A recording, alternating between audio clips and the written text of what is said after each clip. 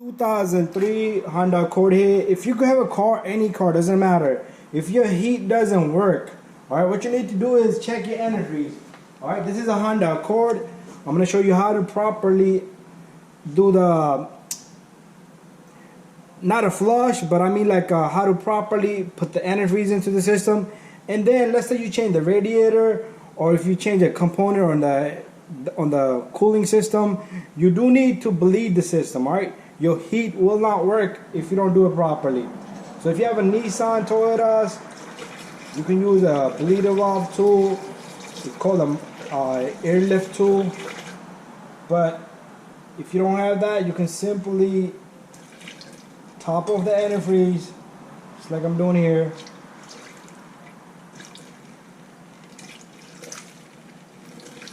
On Hondas, you need to let the car run and let the,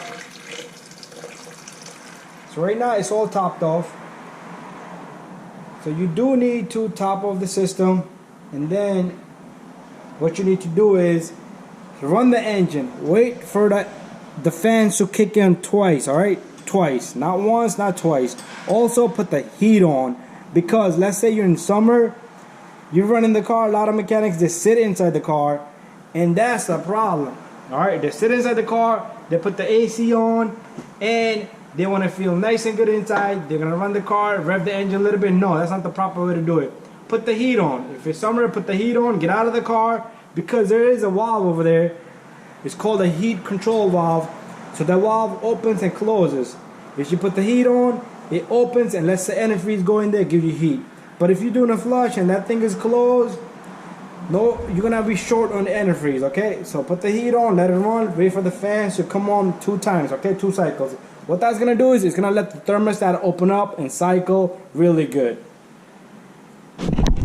Okay, so I am using a proper antifreeze over here.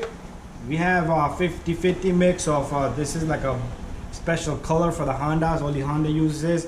So what you can do is you can leave this tool on, this funnel system here. This is a spill-free funnel here.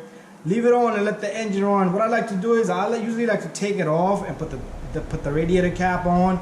I do have the bottle off here. I want to put that on. After that, I'm going to let the car run for a few minutes and wait for the fans to come on. And plus the heat, put the heat on, because the valve back there is going to open up, okay?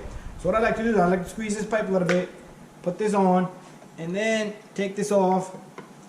This is a spill-free funnel right here. And all the antifreeze that's in here goes in there.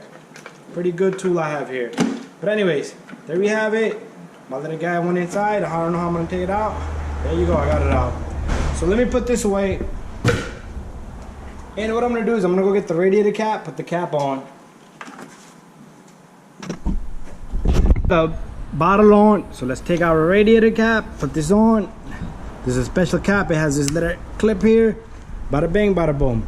All right, so we're gonna go inside the car. I'm gonna put the heat on and let this car run for a good 20 minutes and keep an eye on for both fans, or at least the radiator fan should come on once, twice.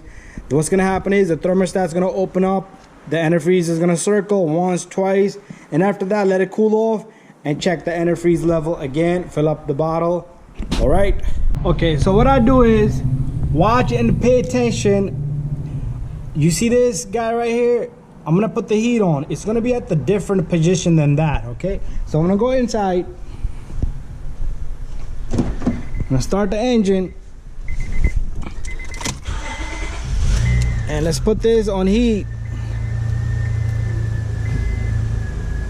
AC off. We don't want the AC on. So a lot of people like to rev the engine, but I just let it run on its own. Let's take a look at the valve. So you see it has moved a little bit, and that's it. That's how it's supposed to be. Let this thing run for a good 10-15 minutes, and that's it. Simple.